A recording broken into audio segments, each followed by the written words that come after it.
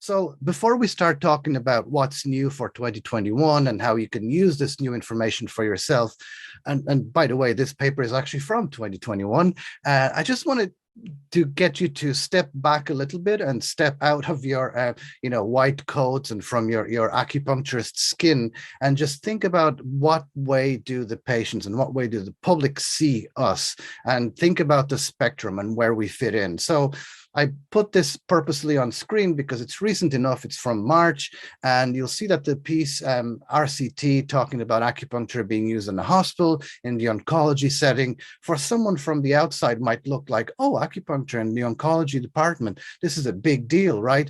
But this is a big, huge spectrum that goes all the way to people seeing things on Wikipedia that are misleading. And unfortunately, it's just the way it is, that information is incorrect and it hasn't been changed because of the strong lobby behind it. So people see this all big, huge spectrum of information, and we need to be careful, where do our patients fit in and where do they come from and how they see us. So you might think that, why is this important? And I thought that too. And actually the Dr. Jun Mao is there as well for this paper that came up on my filters a few years ago when I was preparing for a conference.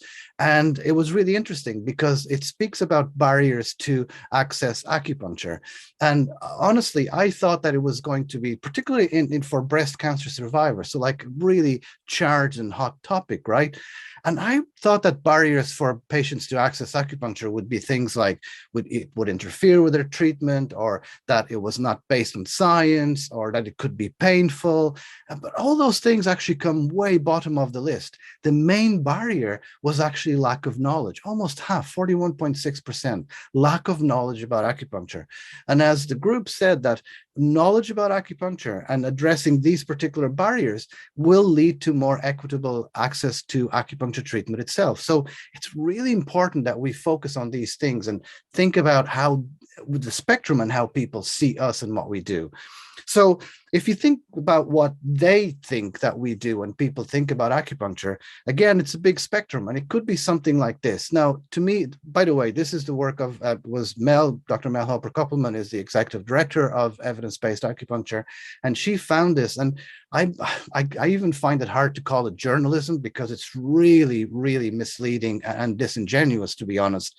Because for those who are familiar with the work of the VA in the US and how they use acupuncture so intensively and to the benefit of many veterans, this is really, really, it's actually outrageous to use this picture.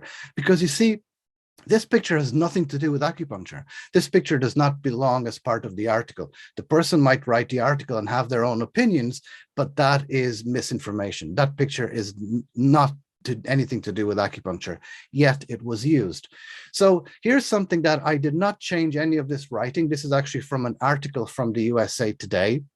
And it's just to show you that even when it's good news, you still need to be careful and you need to be alert about these things. So this is a story about Mr. Lopez, who was coming from Honduras with his son and was at the Mexican border. As you know, again, really, really politically and emotionally charged topic. And the article goes on to say that on a recent Tuesday, Mr. Lopez closed his eyes and slipped into a blank, blissful, meditative peace. 5 small needles protruded from each ear. And all the bad thoughts went away, said Lopez, as he emerged from a 45-minute-long acupuncture session. And Lopez said, all I knew is that I was there and that I was relaxed. It was beautiful. This is amazing, isn't it? Really, on the USA Today, like, it's really important, isn't it? But now look at the picture that went with it. Now, does that look like someone who is thinking that this was beautiful, that they are really relaxed and that it's really peaceful? It doesn't. So we need to be careful. We need to pay attention to these things and know how to react and how to respond to them. So this is really important to me, and it's a passion of mine to talk about communication and this art of communication. A while back, I was watching this lecture by Professor Simon Peyton-Jones, and he said that communication is part of the process of doing science. And this really stayed with me because I think this is really important. And this is what I want you to take from this lecture today. what's new from 2021. I'm going to give you the papers and you can go out there and exercise that art of communication with people.